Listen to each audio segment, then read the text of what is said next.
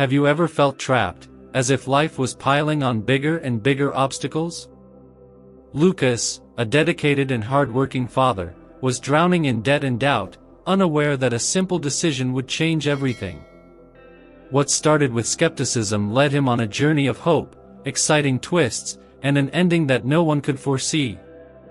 Want to know how he turned the impossible into reality? Stay until the end, because this story might change your perspective too. Before we begin, make sure to like, subscribe to the channel, and hit the bell for more inspiring stories. Shall we go together?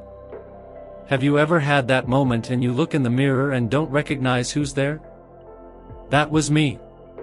My name is Lucas, I'm 35 years old, and for a long time, the word that best defined my life was survival. I worked as a car salesman, and even though I tried my hardest, it never seemed to be enough. Every night, after putting my son Gabriel to bed, would collapse on the couch and stare at the ceiling of my small apartment. Sometimes, the only light came from the television, but even that didn't help distract my mind. The kitchen table was a constant reminder of the weight I carried, a pile of overdue bills, some with red ink that kept me awake at night. "Dad, are you going to be able to buy the new school uniform tomorrow?" Gabriel asked, holding my arm as he got ready for sleep. "Of course, son. Don't worry, Dad will take care of it." I smiled at him, trying to hide the lump in my throat. But the truth was different. I had no idea where I would get the money. The rent was overdue, the car I used for work had pending payments, and the bank balance, well, it was better not to mention it. Sometimes, I wondered, where did I go wrong? I wasn't lazy. I wasn't irresponsible. It just seemed that the harder I tried, the more life pulled me back. That night, after Gabriel fell asleep, I grabbed my phone and started venting to a friend on WhatsApp. "Man, I'm at my limit. I don't know what else to do." I typed quickly. The reply came in seconds. "Lucas, you need to be realistic. Things are tough for everyone. Just work more and hang in there." Work more? It was as if I was already exhausting the time I didn't have. I stared at the screen, feeling that emptiness. I got up, went to the kitchen, and opened a beer. I sat at the table, staring at the bills again. How did I get here? I murmured to myself. At that moment, the sound of heavy rain started beating against the window. Funny how the sound of the wind and rain seemed to echo my own confusion. I grabbed an old notebook that was lying in the corner of the shelf. I don't know why, but I felt the urge to write. Maybe it was an attempt to organize the chaos inside my head. I opened the notebook to the first page and stared at the blank sheet. What if my life could be different? I asked aloud, not expecting a response. I pulled out a pen, but before I could write anything, the tears came. I didn't know where to start. It was as if all the words I needed to say were stuck. And then, in that moment, I thought of Gabriel. He deserved more. I deserved more. I wrote the first words, "I want to change my life."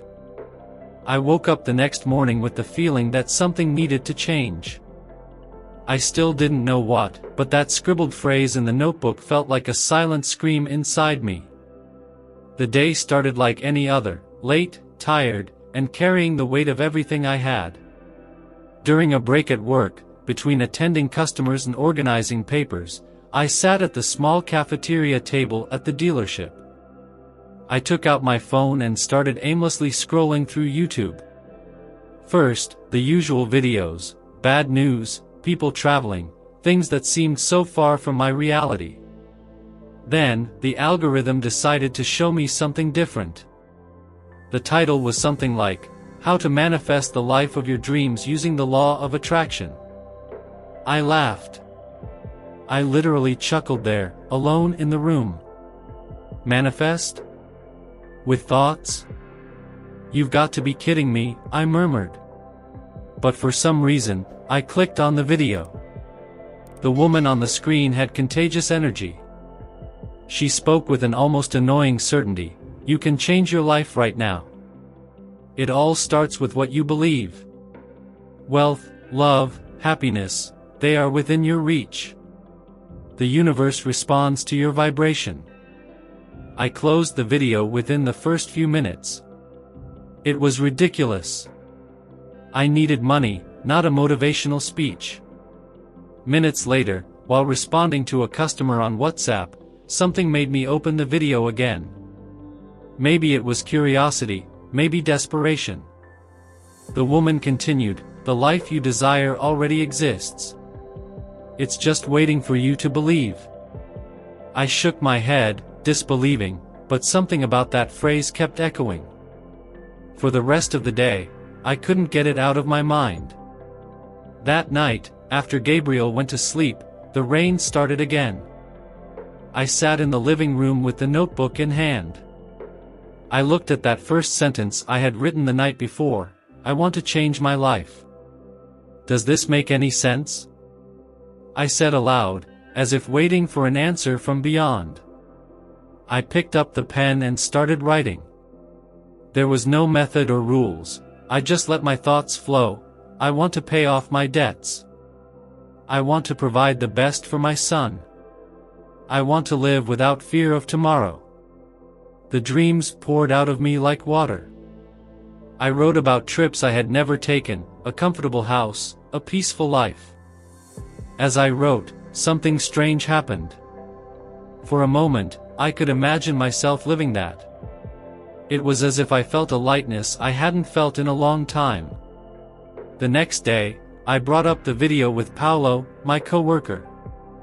"Man, do you believe you can change your life with positive thinking?" He laughed right away. "Lucas, are you seeing these internet things now? Stop being foolish. This is for those who don't want to face reality." I laughed along, but inside, that seed had already been planted. That night, I watched another video. This time, the host talked about visualizing the future you want. Even without fully believing it, I closed my eyes and tried. I imagined my life without debts, Gabriel with a smile on his face, and that peace that seemed so distant. Deep down, I was still skeptical, but for the first time in a long time, there was a spark of hope. In the first few days, I tried to convince myself that this could work. Every night, after putting Gabriel to sleep, would sit at the kitchen table, open my notebook, and write. Simple things, as if it were a wish list. I want to pay all the bills. I want a new car. I want to wake up calm. But deep down, I felt it was useless. No matter how many times I wrote, the problems were still there, screaming in my face. It was like trying to put out a fire with a cup of water. One night, while I was writing, my mind rebelled. I looked at those words and thought, who am I trying to fool? I've always lived broke. This isn't going to change anything. I slammed the notebook shut and pushed the chair back. I paced back and forth in the small apartment, feeling that familiar knot in my chest. The next morning, Paulo called me for coffee during work.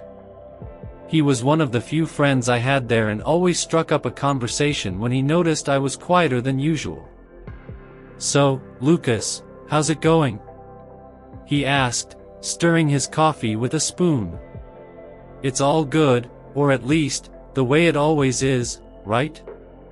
I replied, lacking much energy. He laughed, but with a tone of sarcasm. "You've been acting kind of weird lately. Are you really okay? Or does this have to do with that manifesting money thing?" I sighed, out of patience. "Paulo, look at the state of my life. What do I have to lose by trying? Reality, Lucas. Reality is what matters. This attracting wealth thing isn't going to pay your bills. You need to sell more cars, go after it. And you think I don't already do that? I snapped back, more irritated than I wanted to be. The conversation got heavy, and the rest of the day was worse. Every time I tried to focus on work, those words echoed, "Do you think a notebook is going to pay your bills?" That night, Gabriel noticed my restlessness. He was drawing in the living room while I tried to organize bills on the table. "Dad, why are you so serious?" I looked at him and forced a smile. "I'm just thinking, son." He placed the drawing on the table, a red car with a huge house in the background. "When you're rich, are we going to live in a house like that?" he asked, his eyes shining. For a moment, I couldn't answer. It was as if that simple question carried the weight of my failure. "Who knows, right?" I said, trying not to show the pain I felt. After Gabriel went to bed, I sat on the couch, looking at the notebook. I thought about giving up. The bills were still there, the balance was still negative, and now even Paolo doubted me. But deep down, something small told me to keep going. I didn't know if it was hope or desperation, but that night I decided to give it one more chance. The days dragged on, and although I continued writing in the notebook, my faith in it was hanging by a thread. It was a mechanical effort, more out of habit than real hope. The debts continued to haunt me, and even Gabriel seemed to notice that I was quieter. It was on an apparently ordinary afternoon at work that something different happened. I was at the desk, reorganizing the sales papers when a customer walked into the dealership. He was an older man with gray hair, dressed simply, but with a presence that drew attention. "Good afternoon," I greeted, trying to sound cheerful. "Good afternoon, young man. I'm looking for a car for my daughter. Any recommendations?" I started showing him some options, talking about models and payment conditions. He seemed genuinely interested but in no hurry. After a few minutes of conversation, he paused and looked at me with a light smile. "You seem to have a lot on your shoulders, young man. Is everything okay?" The question caught me off guard. Normally, I didn't talk about my life with customers, but for some reason, that man had a calm way about him that made me lower my guard. "To be honest, sir, no. Life hasn't been easy. It feels like no matter how hard I try, things just keep getting worse." He nodded, as if he understood exactly what I was feeling. "I've been in that place. I remember a time when I worked 16 hours a day and still felt like I was sinking." "And how did you get out of it?" I asked, curious. "I changed my way of thinking and acting. I discovered that to change reality, we first need to change how we see and feel about ourselves." I laughed, almost unwillingly. "Sounds like one of those law of attraction things we see on the internet. And what's wrong with that?" he countered, without losing his calm tone. I was silent for a few seconds until he continued. "There's a technique that helped me a lot, scripting. Have you heard of it?" I shook my head. "No, never. It's simple. Every night, you take a notebook and write as if you are already living the life you want. It's not just about listing goals, but describing in detail. How do you feel? What are you doing? Who is by your side? The secret is not just to believe but to act and feel as if it's already real." That echoed in my head. He explained it with such enthusiasm that it made me question my skepticism. Before leaving, the man shook my hand and said, "Remember, young man, the universe responds to clarity. The clearer you are about what you want, the faster the doors will open." That night, I opened my notebook with a different perspective. I wrote entire pages, not as someone wishing, but as someone who was already living it. I described my new house, my full bank account, and Gabriel's happiness upon seeing our new car. And for the first time, I felt real hope. After that conversation with the gentleman at the dealership, something inside me changed. For the first time, I wasn't just writing in the notebook, I was putting real emotion into it. Every night, before going to sleep, would sit with it in hand and imagine in detail the life I wanted. The smell of the new house, the sound of the new car's engine, Gabriel's smile. It was almost like a game, but somehow, it made me feel different. At first, nothing seemed to happen. The bills were still there, the debts continued to haunt me, and work remained the same. But then, something unexpected happened. It was a Friday afternoon, and I was stepping out for lunch when I received a call from a number I didn't recognize. Hello? Mr. Lucas? This is Claudia from the HR department of your former job. We are reviewing some old reports and noticed that an annual bonus was never paid to you. Could you confirm your address so we can send the amount? For a moment, I thought it was a prank. Bonus? What do you mean? Yes, sir. It's about 2,000 euros, including interest. The payment should be processed next week. I hung up the phone in shock. It was as if the universe had heard my words and decided to give me a push. When I told Paolo the news, he laughed. Look at that, Lucas. It seems the law of attraction works, huh? Keep laughing, but something is happening, I replied, with a smile I couldn't hide. With that money, I was able to pay off some of the smaller debts, which took a huge weight off my shoulders. The feeling of making progress, even if just a little, was completely new to me. A few days later, another surprise. A client I had served months earlier referred me to a friend who was interested in a fleet of cars for his small business. It was the kind of sale I never managed to close, but this time, I felt different. I remembered what the gentleman at the dealership had said, the universe responds to clarity. Before calling the client, I closed my eyes for a few minutes and imagined myself signing the contract, celebrating the sale. When I finally made the call, my voice was filled with confidence. The client scheduled a meeting for the next day, and everything flowed surprisingly well. In the end, he decided to close the deal, and that was the largest commission I had received in years. When I got home that night, Gabriel ran to me. Daddy, you look happy. I hugged him tightly, with tears in my eyes. I am, son. Very happy. It wasn't just the money. It was the feeling that, finally, my life was getting back on track. Each small victory reinforced my belief that this process worked. From that moment on, I realized it wasn't just about dreaming. It was about believing, acting, and opening myself up to what life had to offer. 3 months had passed since the day I decided to take that gentleman's advice at the dealership seriously. Since then, everything began to change, little by little, like a tide that rises almost imperceptibly. But I wasn't prepared for what was about to happen. It was a sunny morning when I received a call that would leave me speechless. Hello, is this Mr. Lucas? Said a female voice on the other end. Yes, it is. Who's calling? This is Mariana from Tech Fleet Solutions.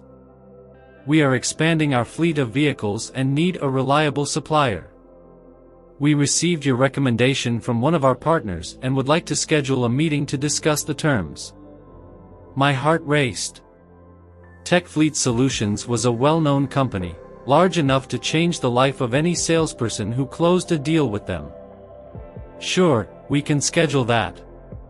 I replied, trying to hide my excitement. I spent the rest of the day preparing for that meeting. It wasn't just another sale, it was the sale that could change everything. That night, before going to bed, I wrote in my notebook with more detail than ever. I described every step of the negotiation, the smile on Gabriel's face when I told him the news, even the smell of the car I would buy after the commission. On the day of the meeting, I walked into the conference room with a mix of nerves and confidence. The executives from TechFleet were there, ready to hear my proposal. I presented the available models, negotiated terms and prices, and used every ounce of energy to convey confidence. In the end, the company's director smiled and said, "I liked your approach, Lucas. Let's close the contract with you." I didn't know whether to laugh or cry. I held back my emotions as much as I could until I left the room. As soon as I got in the car, I closed the door and broke down. The tears came without warning, but they weren't tears of sadness. It was the weight of months, years, finally being released. The commission from that contract was 500,000 euros. I never imagined a check could change my perception of myself so much. It wasn't just the money, it was proof that I could do more, that my effort, my belief, and my actions had resulted in something extraordinary. When I got home that night, Gabriel was playing in the living room.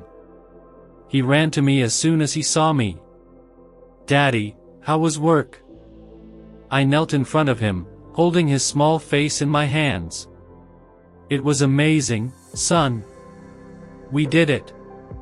He didn't exactly understand what that meant, but he hugged me tightly, and in that moment I knew, it was all worth it. Looking back, I realized that the money was just part of the transformation. The true gift was the feeling of control over my life, something I thought was impossible just months ago. And now, I knew that the sky was the limit. A few weeks had passed since I received the check. My life changed in so many ways that it felt like a dream. I paid off all the debts that haunted me, renegotiated the rent, and finally managed to get Gabriel out of the cramped apartment and into a house with a backyard where he could run and play. "Daddy, look! There's space for us to plant a tree here," he exclaimed, running across the lawn on our first morning in the new house. "A tree, huh?" I asked, laughing. "What do you think about planting a lemon tree? That way you can make juice whenever you want." He laughed, excited, and started planning where our tree would go. Seeing that sparkle in his eyes was all I needed. But the biggest change wasn't in what I bought or what I paid. It was inside me. Before, I saw myself as someone doomed to failure, as if no matter what I did, life would never give me a fair chance. Today, I realized that it wasn't life that needed to change, it was the way I viewed the world. That night, I sat down with the same notebook where it all began. Not to write more dreams, but to reflect on what I had learned. I wrote, "Manifestation isn't magic. It's not just thinking positive and waiting for everything to fall from the sky.